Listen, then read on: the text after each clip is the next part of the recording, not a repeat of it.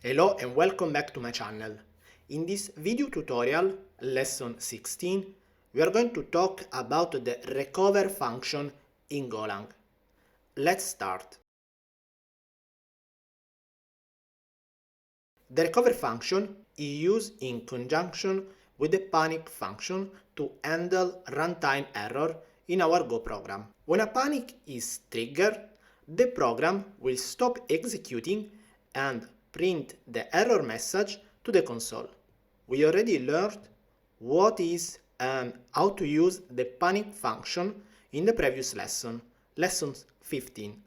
With the recover function, we can catch the panic and take some action to handle the error rather than letting the program terminate. The syntax for the recover function is simple. We call the recover function without any arguments and it will return the value passed to the most recent call to panic. Let's write the syntax. Package main, function main. Then let's call the panic function, putting like, oh no, something went wrong. Then let's write an anonymous function using the defer. So defer function. Then we need to call the recover function and then we're going to print the message inside the console. If the return value of the recover is not nil, we're going to print in the console the message recovered and the value of R, where the value of R is the value raised by the panic function. In this example, we have a defer function, an anonymous function, that's called the recover function. If a panic has occurred, the recover function will return the value passed to the panic function, in this case, oh no, something went wrong, and it will handle it. In this case, we are just printing the recover value. So let's try. Open the terminal and type go run main.go. See, recovered. So it's our recover function that it will print in the console the message recovered, and R, where R is the value passed call to panic, meaning that oh no, something went wrong. It's important to note that the recover function should only be used inside a deferred function. This is because we use deferred. If we call the recover outside of a deferred function, it will return nil, and the panic will continue to propagate up to the call stack. Let's see in action. Let me remove this, so I'm going to put it like this, right? Then I'm going to open the terminal and I'm going to type go run main.go. In this case, we haven't handled the panic using the recover. This is because we didn't put the recover function inside a defer function. Now let's write a real example using the recover function. We are going to write the same example wrote in lesson 15, but in this case we are going to invoke also the recover function.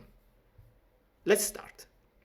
First, I'm going to add the package main and then the function main. Inside the function main, I'm going to call the function divide, passing two arguments, 5 and 0, and I'm going to store the value inside a variable result. Inside the main function, I'm going also to print the value of the result. Then I'm going to declare the divide function. It's just a function with two parameters, two integer, and it will return an integer.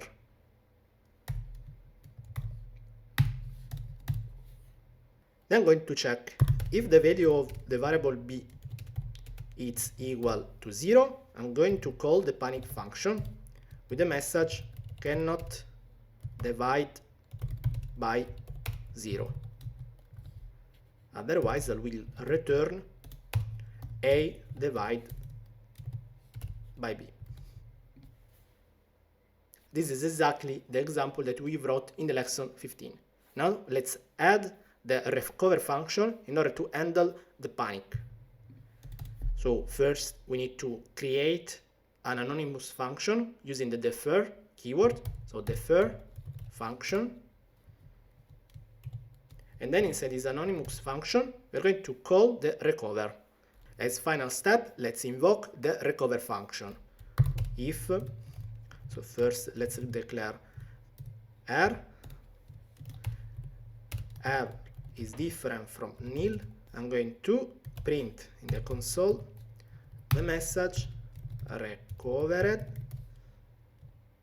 with the value R, the value of the panic function, cannot divide by 0. So I'm going to recap. In this example, we have the divide function that takes two integers, a and b, and returns the result of dividing the first argument by the second. If the second argument is 0, the function will trigger a panic with the message cannot divide by 0. However, the defer function will catch the panic thanks to the recover, and it will print in the console recovered with the message cannot divide by 0 instead of letting the program terminate. Let's try. Open the terminal and type go run main.go. Perfect. We can see in the console the message recovered, and of course the message coming from the panic function cannot divide by 0. So in this case, different from the lesson 15, we catch the panic, we print in the console the message without letting the program terminate.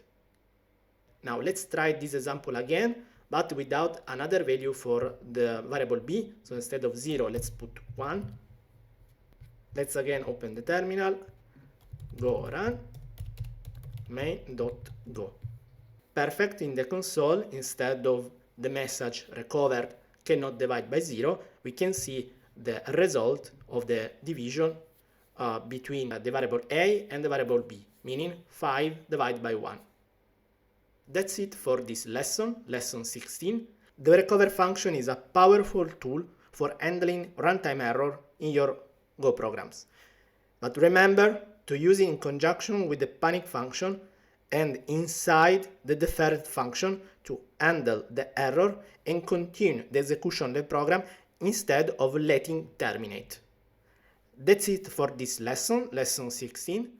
Thank you for watching this video. Subscribe to my channel to be always updated about new video that I will upload, and see you in the next video tutorial. Bye.